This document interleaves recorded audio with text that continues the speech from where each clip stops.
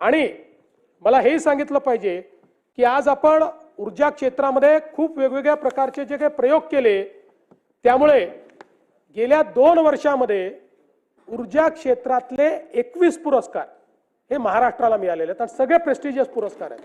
त्याची यादी माझ्याकडे आहे. सगळे इंटरनॅशनल आणि नॅशनल पातळीचे 21 पुरस्कार आपल्याला मिळालेले आहेत. मला सांगताना आनंद वाटतो की स्वातंत्र्यापासून तर 2022 पर्यंत 75 वर्षामध्ये आपली कॉन्ट्रॅक्च्युअल कॅपॅसिटी ही 37,000 मेगावॅटची होती आणि गेल्या 2 वर्षामध्ये आपण ॲडिशनल कॉन्ट्रॅक्च्युअल कॅपॅसिटी तयार केली आहे 45,000 मेगावॅटची. त्यामुळे 2030 मध्ये, कारण आपल्याला $1 ट्रिलियन इकॉनॉमी तयार करायची असेल, 20 सगळ्यात महत्त्वाची आहे. आता 2030 साली आपल्याकडे जी क्षमता असेल कॉन्ट्रॅक्च्युअल स्थापित क्षमता जास्त असेल आपल्याला, आपण जी आपण विकत घेणार आहोत महाजेनकोकडनं असेल किंवा इतरकडनं असेल, ती असणार आहे 82,000 मेगावॅट आणि या 82,000 मेगावॅट मध्ये 36,000 मेगावॅट ही हरित ऊर्जा असणार आहे. म्हणजे आपण 52% 2030 साली आपलं जे काही ऊर्जा आपली असेल ही त्या ठिकाणी हरित ऊर्जा असेल. आणि हे सगळं करत असताना कॉन्ट्रॅक्च्युअल कॅपॅसिटीमध्ये सगळ्यात कमी दर देशामध्ये हा महाराष्ट्राला मिळालाय.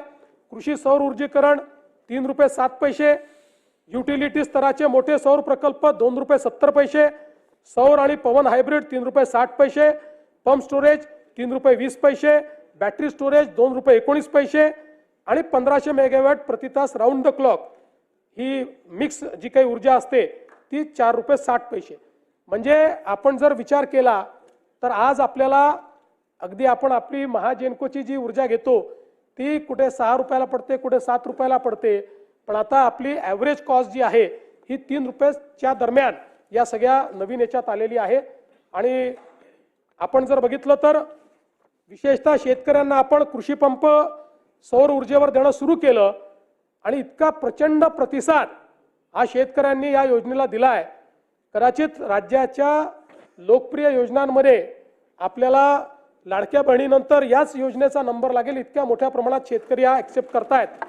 आणि याच्यामध्ये देशामध्ये PM कुसुम योजनेच्या अंतर्गत आपण मागेल त्याला सौर पंप ही स्कीम चालू केली होती.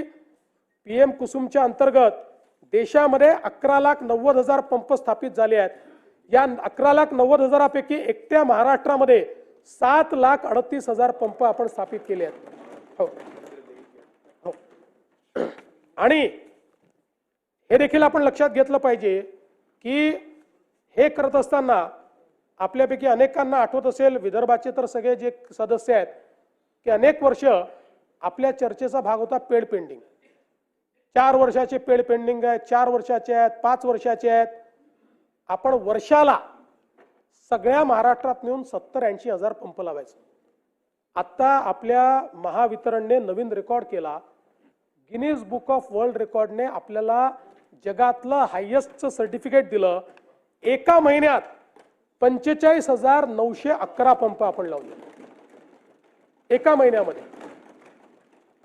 आणि मोठ्या प्रमाणात यातनं शेतकरी खुश आहेत. मी स्वतः शेतकऱ्यांशी इंटरॅक्शन केलं, आपणही करू शकता. आणि अनेक जे संभ्रम होते ते संभ्रम तुटून पडतायत की मग पाणी येईल का. आता दिवसा पाणी येत असल्यामुळे शेतकऱ्यांना त्याचा फायदा आहे. आणि एवढंच नाही तर त्याच्यामध्ये आता नवीन आपण काही इनोव्हेशन्स केले.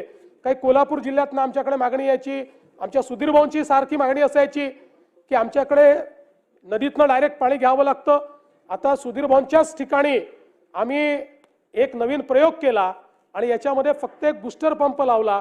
अतिशय चांगल्या पद्धतीनं पाणी आलं आणि तिथल्या शेतकऱ्यांनी मला आणि सुधीर भाऊंना धन्यवाद देण्याचा व्हिडिओ देखील त्या ठिकाणी पोस्ट केलाय.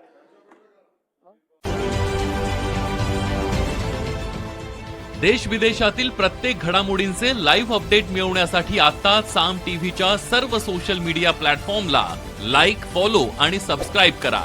तसंच सर्व नोटिफिकेशनसाठी बेल आयकॉन प्रेस करायला विसरू नका.